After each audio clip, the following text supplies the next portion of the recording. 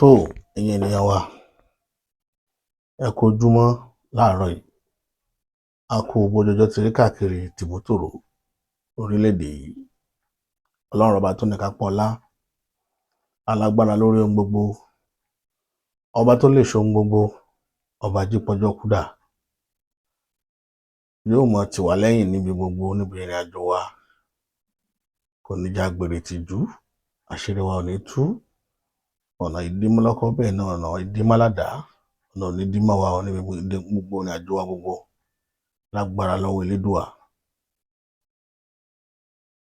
Kí ló mú wa wá sórí ètò láàárọ̀ yìí ni pé ká tiẹ̀ tó lọ sínú ètò, Elédùmarè ìbà rẹ o.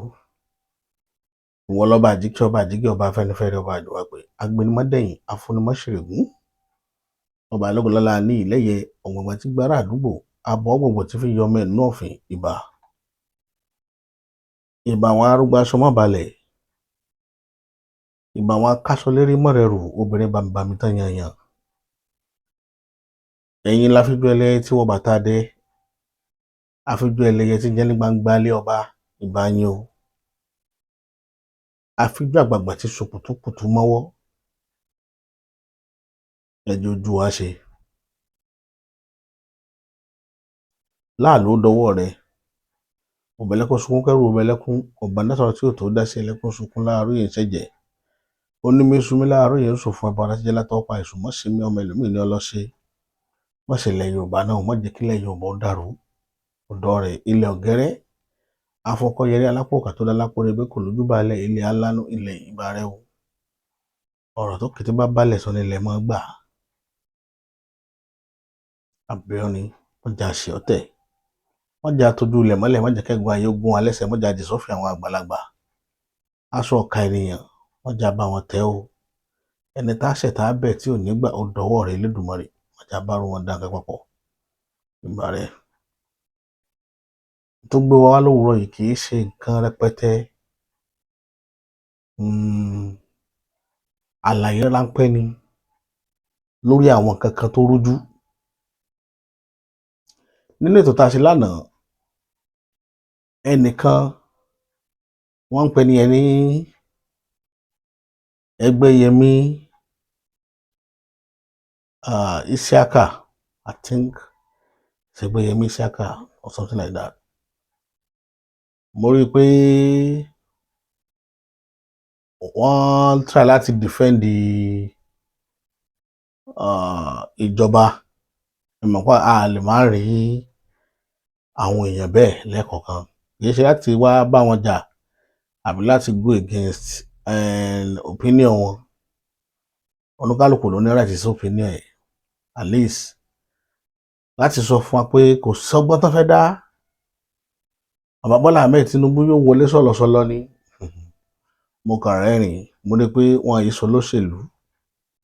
Wọ́n kàn jẹ́ àwọn amúgbálẹ́gbẹ̀ẹ́ àwọn olóṣèlú ni wọ́n ń tẹ̀lé olóṣèlú ni.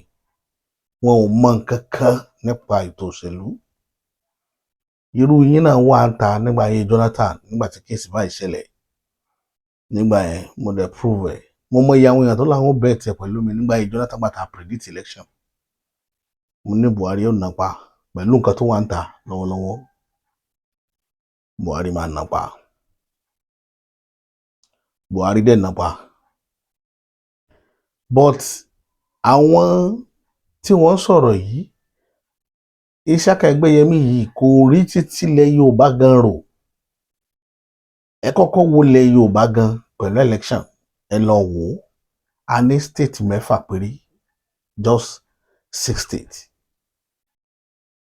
Nínú state mẹ́fẹ̀ẹ̀fà, láàrin àwọn gómìnà yẹn mélòó lẹ rò pé Tinubu lè rí mú bẹ̀ as APC? Òṣèlú òye Isiaka Ẹgbẹ́yẹmí torí yín ló jẹ́ kí n wá láàárọ̀ pé kí n yànnàná nǹkan kan hàn yín.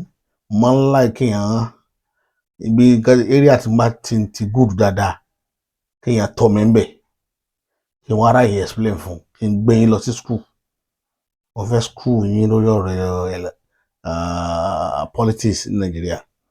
Ṣé eré mi tí mo dúró card carrier APC ni mí original ògbúkú olóṣèlú.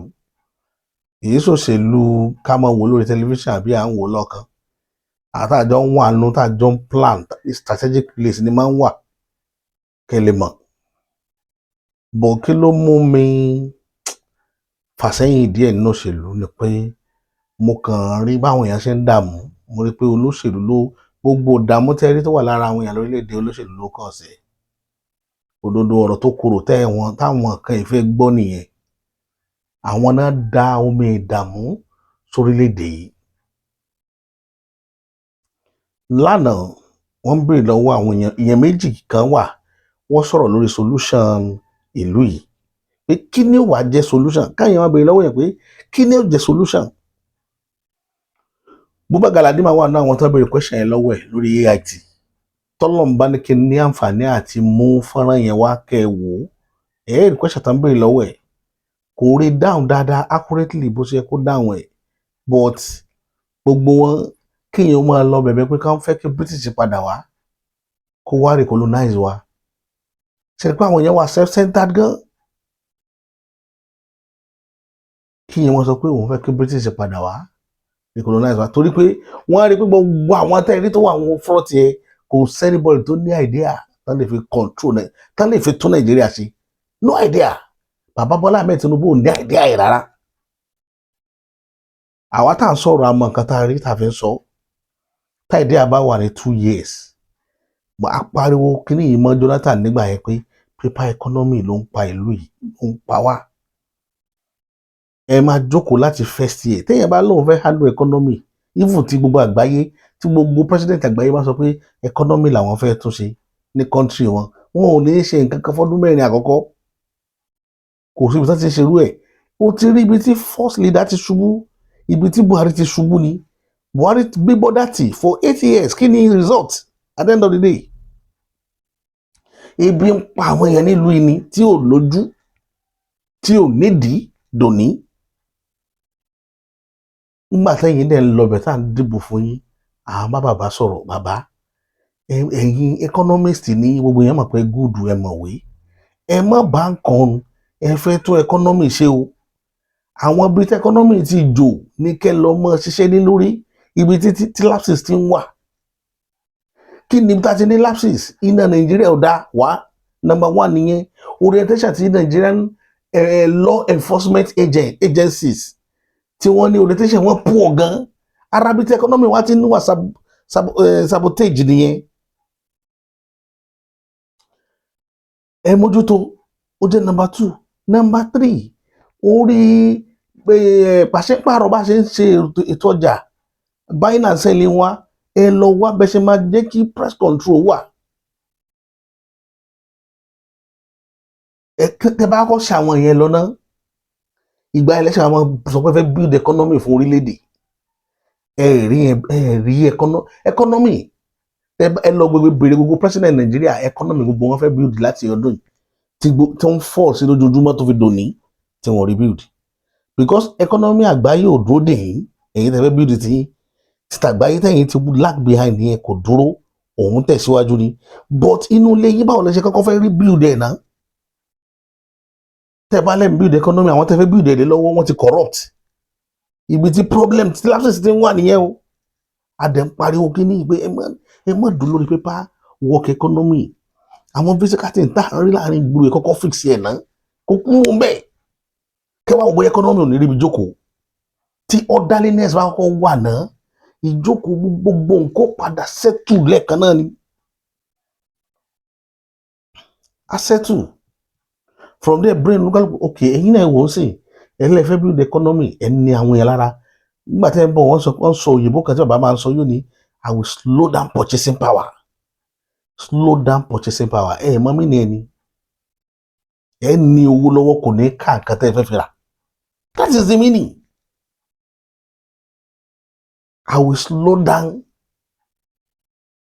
purchasing power mọ́ mí ni language ẹni ẹ fẹ́ sọ orílẹ̀-èdè yín sínú òṣì àtìṣẹ́ torí kẹ́lẹ́ economy build ẹ lọ sí Haiti ẹgbẹ́ gbórúkọ ìlú yìí ní South America bí i North America dẹ̀ ní ìlú yẹn wà ní kí ló sọ ìlú wọn dídakúdà slow down purchase ni wọ́n wá ń kó pàtó yá wọn lọ rú owó díẹ̀ náà president kò mọ̀ jẹ́ pàtó owó ò ní value mọ́. Ẹ ti devalue náírà, ẹ ti ṣe gbogbo ẹ̀. Ẹ wá sọ achievement wọ Nàìjíríà láti gbà tá a ti bẹ̀rẹ̀. Bóyá gbogbo ẹ̀ kò ní position tó wà. Iná ni ò sí, iná ni ewu àti ẹ̀kẹ́ lórí tí máa ṣètò tí ò ní síná. Tí gbogbo ẹ̀yin àwọn èèyàn dẹ̀ ń rí. Ẹ wá sọ pé irú ẹni bẹ́ẹ̀ ó wọlé, ìyẹn jẹ́ number one, níbi tẹ́ ẹ ti kọ́kọ́ gẹ̀ẹ́tì ẹ̀ nìyẹn. Mo rí wípé interest lẹ fi ń argue. Èmi ò argue tèmi based on interest. I don't do it like that. Nǹkan tèmi ń ṣe ni pé bó la yí àwọn ọjọ́ ọ̀la àwọn ọmọ Isiaka Ẹgbẹ́yẹmí ó ṣe dáa, táyé àwọn ọmọ tèmi náà ó dáa. Òun nìkan tèmi ń sọ̀rọ̀ lé lórí. Èmi ò sọ based on pé mo fẹ́ kí inú ilé tèmi ó máa dùn káyé táwọn kan máa bàjẹ́. Àwọn mistake táwọn èèyàn ń ṣe pẹ̀lú argument nìyẹn. Tá a bá sọ̀rọ̀ nípa ọ̀rọ̀ òṣèlú pé nìkan fail, ẹjá jọ dúró tì í pé òun fail ó lè mọ̀ pé òun fail. Kì í ṣe káwọn kan máa fa lórí, káwọn kan máa fa lẹ́sẹ̀. Ibi tá a ti ń get it wrong nìyẹn. Tí gbogbo ayé bá rí bí Yorùbá ṣe rí, ẹrù pé Nàìjíríà ó rí báyìí ni. Nàìjíríà máa ti dà. Nígbà Jonathan, tẹ bá bọ́ta tẹ bá ń bú Jonathan, yìí bó mọ support yẹ. Wọ́n bí lè pé ìyá wọn ni. Láyé Buhari tẹ bá ń bú Buhari, àwọn tọ̀wọ́ mọ support yẹ. Wọ́n bí lè pé ìyá wọn ni. Bọ́ títí wáyé nìkan ló yàtọ̀. Àti ilé àti ìta náà ti ń gbá Tinubu ní ìkúùkù lójú. Kò sẹ́ńbọ̀dì tó fún àwọn Yorùbá ń rí gbogbo mistake tó ṣe, wọ́n ń fún ní bátì àtẹ̀yìn. Bọ̀tẹ́yìn máa rò pé nítorí pé kẹ́yìn lè bá àdúrójú rere ẹ̀ lẹ́ fi ń ṣe ẹ̀ ń tara yín ni. Ẹ̀ tara yín. Èmi tí mo dúró platform yìí mo fi campaign fún Bàbá Bọ́lá Ahmed Tinubu. For good 3 years kò mọ̀ mí nínú àmì náà dẹ̀ mọ́ rí. Àrírárí. Lẹ́yìn kí n mọ òun tí máa ń kọjá ńlá lórí ibi káàbí ń wò lórí tẹlifíṣàn. Kò gbókọ̀ mi rí. Kì í ṣe nǹkan tó ń dùn mí ní àbíkú tó yẹ pé wọ́n fún mi ní kankan jẹ. Ìgbàgbọ́ mi ni pé tó bá débẹ̀ yóò ṣe dáadáa jù báyìí lọ. Pé àárín náà lò tá a bá ti ẹ̀rọ mi, a lè source fún mi bọ̀ ní mélòó ló wà lórí source fún náà. Mo ń sọ fáwọn èèyàn pé òkè bí ilé ìṣeré mo fẹ́ ṣe inverter, solar inverter. Wọ́n cost ẹ̀ bíi 2.5 million mo ti fẹ́ rí. Mo ti fẹ́ rí 2.5 million tí fi taná. Tí n bá tẹ̀ wá struggle tí mo rí, tí gbogbo àwọn èèyàn tó wà ládùúgbò ló lè rí. These are the things tó yẹ ká máa rò mọ́ra wa. Tẹ́yìn bá tí àwọn ọ̀rọ̀ àwọn Isiaka Ẹgbẹ́yẹmí bá ti ń rí oúnjẹ jẹ́ nínú ilé tiwọn, àwọn ti believe pé gbogbo inú ilé yòókù náà ń jẹun. Wọn ò fẹ́ mọ̀ bẹ́ẹ̀ lómi ò rí jẹ bí jẹun. Irú ẹ̀dá bẹ́ẹ̀ lẹ́yìn jẹ́. Mo kàn rọ̀ yín, ẹ tún èrò yín pa kẹ́rù dáadáa. Kì í ṣe pé bóyá mo mọ bó ṣe máa rí lára Yorùbá pé tá bá lose seat yẹn, Yorùbá ló máa affect. Ìgbà tí sáà tún lose ẹ̀ nígbà àkọ́kọ́ tí wọ́n máa débẹ̀ rí for the first time in their life, in their history. Jonathan débẹ̀ kò rọ́dún kẹjọ lò, ọdún 4 péré ló lò tó fi kúrò ń bẹ̀. Wọ́n mọ̀ pé inú wọn ò dùn. But wọ́n á gbá bẹ́ẹ̀. Ọmọ wọn ni ò play game ẹ̀ bó ṣe yẹ kó play ẹ̀. Àwọn aráabí àti sọ̀rọ̀ wọn bó ṣe rí fún yín. Ọbásanjọ́ gọ̀ fún wọn ni tó fi rí ọdún 8 tiẹ̀ lò. Ẹ lọ bèrè history. Ọbásanjọ́ ṣe ṣèjọba pẹ̀lú wọn. Ní kẹ́yìn yìí ṣèjọba pẹ̀lú wọn. Ìwọ tó ti mọ̀ pé ó fẹ́ lo gbáǹkó pẹ̀lú wọn. Kò yẹ kó tó wá máa kọ̀dí síta tọ̀ sínú ilé. Kọ̀dí síta tọ̀ sínú ilé Bàbá Bọ́lá Ahmed Tinubu pọ̀. Níbi tí a tó ti ń ṣe Yorùbá nìyẹn. Adẹ̀sọ́. Nítorí káwọn ọmọ làwọn lè bá ṣe ti yín lẹ́ fi dákẹ́ lórí àwọn ìkùdẹ̀kùdẹ̀ tó ṣẹlẹ̀ nílẹ̀ Yorùbá tẹ́ sọ̀rọ̀ ń pa ìdọ̀la. Nítorí kí lè rojú rere wọn. Bó ṣe wá padà rojú rere wọn. Nǹkan tí mò ń sọ nìyẹn. Ṣe rojú rere wọn. Ìyẹn wọn jáde mò ń sọ kíní kan pé the only thing tó lè gbé wọn wọlé ní 2027. Mo ti ń sọ ọdún kejì rí tí mo ti sọ̀rọ̀ election wọn last year ó ní mo sọ jù. Láti June last year ni mo ti ń predict ẹ̀ bọ̀ tí mo ti rí error mo dẹ̀ ń sọ. Ìgbà yóò ṣe dùn níṣẹ́ ó ti bàjẹ́. Ọdún tí ń bọ̀ sí implant ẹ nílẹ̀ burú jù. Bẹ́ẹ̀ ṣe fẹ́ ṣe tẹ́fì wá rí 25% yín mú gbogbo àwọn state yẹn ni mò ń rò. Àwọn náà ń calculate yín. Ní first term ní kíní 2022 election yín ń bọ̀. ẹni tó wà nínú àwọn tó force àwọn èèyàn láti dìbò fún yín El-Rufai wà nínú wọn. Àwọn náà tàdá wọn fẹ́ ṣe ti yín, Buhari ò ṣe ti yín. Buhari ẹ lọ wo dáadáa, Buhari ò ṣe ti bàbá Bọ́lá Ahmed Tinubu. Torí ẹ̀ lẹ́mẹ̀ fi lè ṣe múrò àwọn policy tó mú wáyé wá. Buhari ò ṣe ti yín. But ẹ̀rí El-Rufai ló ń gbà yẹn. Òun ló jókòó tó sọ pé àwọn bàbá àwọn ò ṣe báyìí. Ẹ̀yà jẹ́ káwọn tẹ̀lé aṣíwájú nítorí pé ó ti ṣe fáwọn náà rí. Ẹ̀mẹ́ta ló lọ bá Buhari tí Buhari ò dá lóhùn. Pé ti ta ni káwọn ṣe. Buhari ò dá lóhùn. But later, pàtó ní body language Buhari lórí pé irú kí lélẹ̀ ló fi decide pé okay, aṣíwájú la máa ṣe. From there ọ̀rọ̀ tó sọ yẹn dẹ̀ lọ ó go. Àwọn èèyàn kan bẹ́ẹ̀ náà tẹ̀ gbọ́dọ̀ tàǹbà pẹ̀lú tẹ́ bá fẹ́ pílẹ̀ òṣèlú àbọ̀ Bọ́lá Ahmed Tinubu ó mọ̀ dáadáa. Bó ṣe rí kónkóló tẹ̀ ń wò yẹn, bó ṣe rí kónkóló tí ò wúlò tí ò dá yẹn. Àwọn tí ń da Nàìjíríà rú tó máa ń sọ̀rọ̀ tó bá ka mí ní méjì wọn ó mọ El-Rufai lẹ́lẹ̀kẹta. Àṣírí-bọ̀ lẹ́ ń gbọ́ lé ní. Now El-Rufai wá sí ní káàmpù yín mọ́ ní north. Kò níbò lọ́wọ́ o, ṣùgbọ́n ní ẹnu tí ó fi campaign tí ó fi pe àwọn mùsùlùmá pé ẹ má dìbò fún lágbájá. Màá wá sọ kankan fún yín, mo fẹ́ fọ́ yín lẹ́nu lórí ọ̀rọ̀ election yìí. Màá gbé very dark man wọlé sìn kẹ́ wá gbọ́ analysis tó ṣe lórí election. Point mẹ́rin kan wà tó yàn nàná.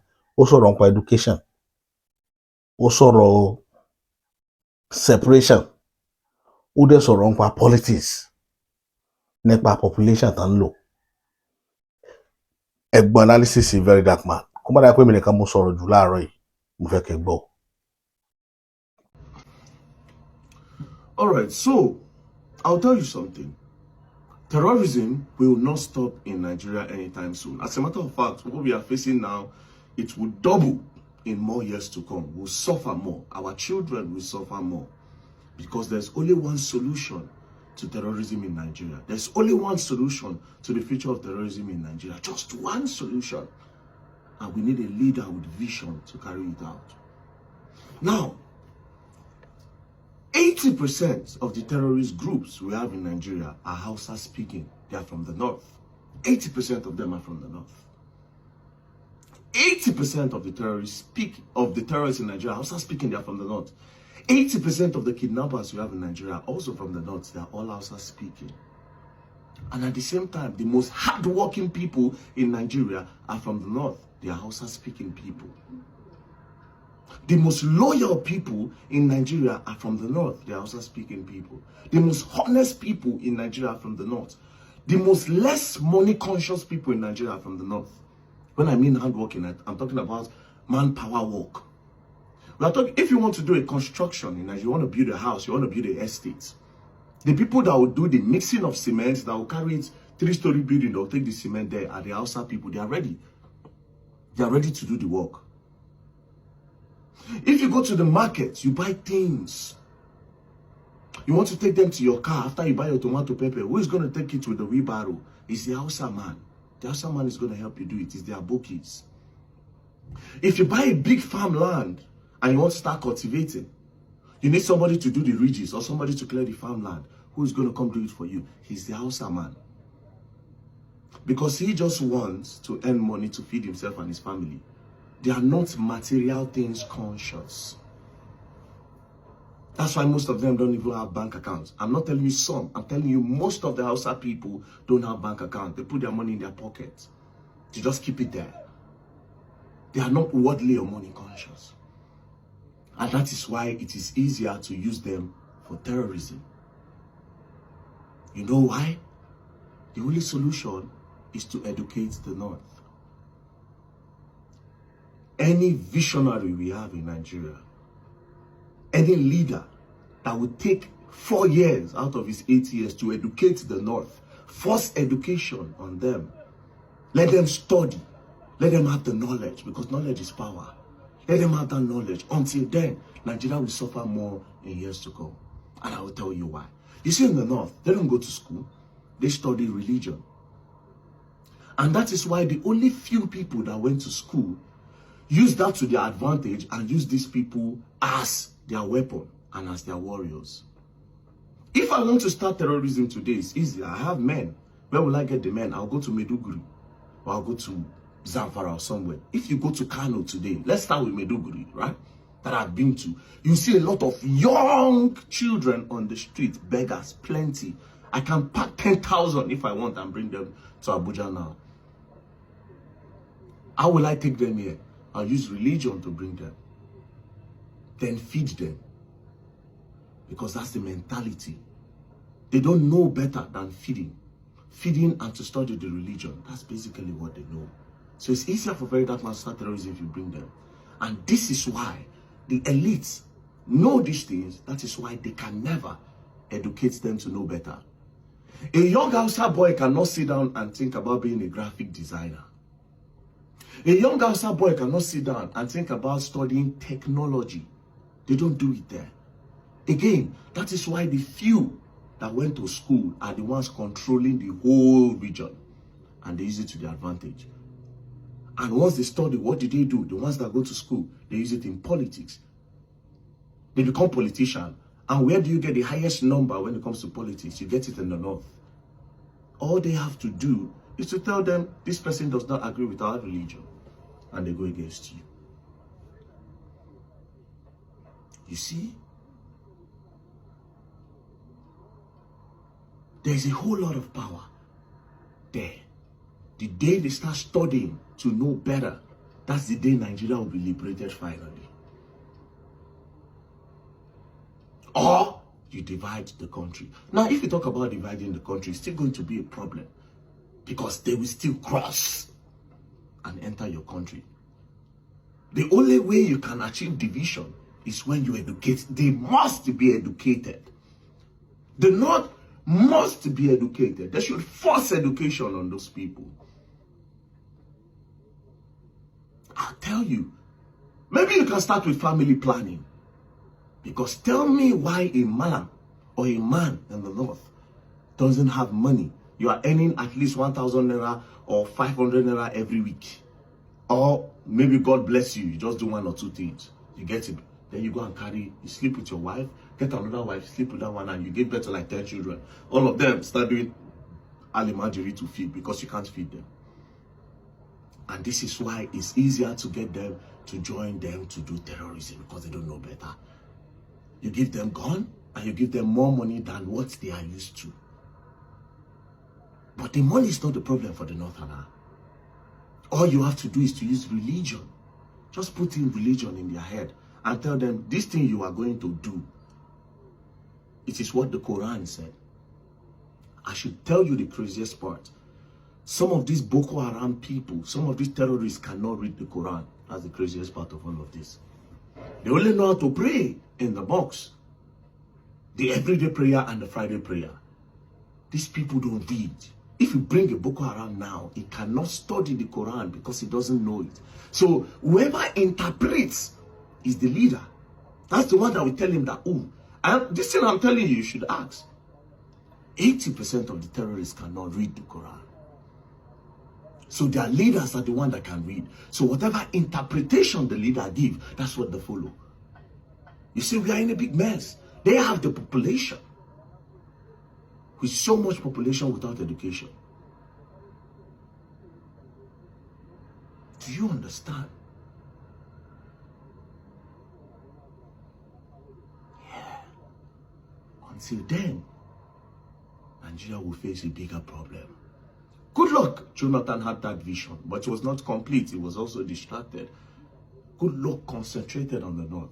He wanted to build the best schools for them. He wanted them to go to school. I don't know if that was his plan or maybe it just happened coincidentally.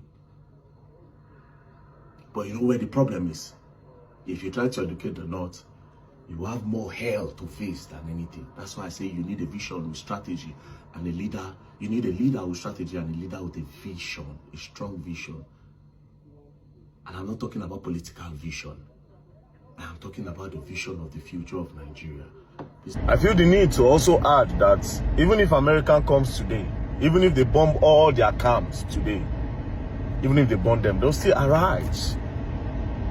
You can't wipe out their generation. They will still arise. Until you educate the North, until you invest in their education, until you get them off the streets, until you do family control for them, until you create a scheme that will enlighten them more. We will never stop facing this. I promise you. I promise you. Peace and love don't break. Point méjì mo fẹ́ treat nínú point nǹkan tó sọ̀rọ̀ lé lórí. Ó sọ̀rọ̀ nípa education pé tẹ́ bá educate Northerners, tẹ́ bá educate wọn. Problem yìí máa persist. Ìṣòro tí wọ́n ní lókè ọ̀yẹ́ ìṣòro banditry yóò persist. Kò sọ mọ́ tẹ́ bẹ́ dá. Ìyẹn jẹ́ number one. Tí ẹ bá rò pé lọ school wọn lọ school Makaranta Islamia làwọn kà kún. Àwọn ọmọ tí bàbá wọn ń pàṣíkiri kiri tán lagí kiri, àwọn mẹ́pàṣíkiri, àwọn mẹ́bólà, wọ́n bímọ o. Mẹ́bólà tẹ́ ń wò tẹ́yìn rò pé ọmọ mẹ́bólà òun gan náà ti bímọ. Ìyàwó bíi méjì mẹ́ta ti bímọ fún. Ẹ wá béèrè pé nígbà tí èèyàn ń ru bólà kiri, school wo lọmọ mẹ́bólà ó lọ? Ibi tẹ́ ti ń gẹ̀ẹ́tì ẹ̀rọ ń gè nìyẹn. Àwa sátánà bá ṣe máa ń ronú, à ń ronú àti báwa nìkan la wà Nàìjíríà. A rò pé bá ṣe rí lẹ́kọ̀ọ́ náà ṣe rí l'Àbújá náà ṣe rí ń Kánò. Kò tí ì yé yín. Torí ẹ̀ mo ṣe máa ń sọ fún yín pé tẹ́ ẹ̀ bá travel all around the state, the country, ẹ lè mọ bí Nàìjíríà ṣe rí. You cannot say that in Lagos state here. Kẹ́ máa báwọn èèyàn argue tó máa ń sọ̀rọ̀ nípa future Nàìjíríà. O ò lè járe kókó mọ́ sọ̀rọ̀ nípa future Nàìjíríà. Tó o bá ti travel káàkiri, kó o lọ sí East, kó o lọ Kánò, kó o lọ Kaduna, kó o lọ gbogbo àwọn ìlú wọ̀nyẹn, kó o mọ bí gbogbo wọn ṣe rí. Kò sí nǹkan tó fẹ́ sọ. Wàá máa sọ ọ̀rọ̀ sí sáìdì ọ̀dọ̀ títí ẹnìkan ni. Ìbẹ̀lẹ̀ máa ti mọ nǹkan tí ń ṣẹlẹ̀ ní country yìí. Ìbẹ̀lẹ̀ ti mọ̀ pé kò lè dáa. Kì í ṣe country tí máa dáa ni. Ní country tá a wà nínú ẹ̀. Kì í ṣe léyìí tí máa ń dáa rárá. System tó wà ń bẹ̀ tán fi set ẹ̀ kalẹ̀. Kò sí irun tẹ́ lè ṣe. Kí Jésù wá kó gba sọ̀rọ̀ kó jókòó ń bẹ̀ kó máa ṣiṣẹ́ kò lè yọrí. Àṣírí mo gé fún yín ní nǹkan tó wà ń bẹ̀. So ọ̀rọ̀ education tí Brother Akpan mention, mo mọ̀ pé analysis yẹn yóò yé ẹ̀yin náà dáadáa nǹkan tí mo sọ̀rọ̀ nípa ẹ̀. Ẹ wá lọ sórí ọ̀rọ̀ politics nítorí fi population ṣe bí wọ́n ṣe máa ń canvass àwọn èèyàn wọn. Tá bá fi lè sọ fún èèyàn pé kì í ṣe ẹlẹ́sìn àwọn. Tinubu game tí Tinubu play tó fi rí lé wọ̀ tó fi rí election yẹn ṣe. Ẹ jẹ́ kí n sọ fún yín lénìí, òun ni Muslim ticket. Òun ló gbé Tinubu wọlé. Tó bá yẹ pé Christian kan ní Tinubu mú ní North. Wàláì. Torí Tinubu ò wọ́ ti Mùsùlùmí kò jọ Mùsùlùmí. Àṣírí mo gbọ́ lẹ́nu yín lè ní wọn ò ní dìbò fún. Ẹ mọ̀ ń pa òṣèlú Isiaka Ẹgbẹ́yẹmí. Níjọ́ míì ẹ study Nàìjíríà dáadáa kẹ́ tó sọ̀rọ̀ nípa politics Nàìjíríà. Tó ń pa most àwọn analysis nìyẹn. Tó ń pa wọ́n. Ẹ lè máa sọ̀rọ̀ nípa tilẹ̀ Yorùbá ọ̀bọ̀ tí Nàìjíríà as a whole.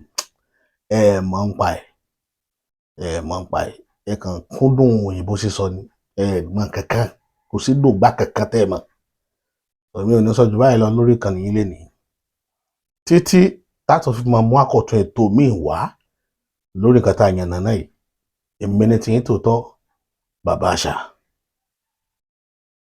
Àwọn Àmọ̀tẹ́kùn Lágẹ̀lú ló bá mú àwọn títí Másìkà àwọn náà bá mú àwọn ọ̀daràn yìí àwọn iṣẹ́ tí lójú wọn iṣẹ́ tí lójú wọn iṣẹ́ tí rí ojú wọn iṣẹ́ tí rí ojú wọn àwọn ni o àwọn ni o iṣẹ́ tí lójú wọn báyìí àwọn Àmọ̀tẹ́kùn Lágẹ̀lú ẹkú iṣẹ́ o àwọn ọ́fíìsà tó ń pè ní Aríkúyẹrí láàrin wọn ló mú wọn láàárọ̀ níwòrò ṣẹ́ ti rí wọn ṣẹ́ ti rí wọn ṣẹ́ ti rí lágbára Ọlọ́run ọba tó pa fárọ̀ wọ́n pa gbogbo yín ni o ẹ̀rùn fọ́lọ́ ti lè tẹ́lẹ̀ iṣẹ́ ẹ̀yìn Àmọ̀tẹ́kùn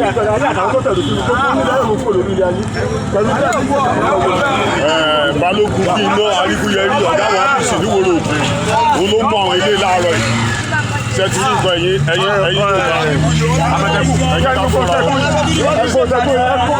rí báyìí ṣe ti rí wọn báyìí ṣe ti rí. ẹjọ́ nítorí Ọlọ́run ẹ jẹ́ ká fúnra o ṣe ti rí wọn wọ́n ti wà láàrin wa àwọn ọ̀daràn owó àbójú oyè ṣe ti lójú wọn báyìí ṣe ti rí wọn báyìí ẹjọ́ ẹ bá.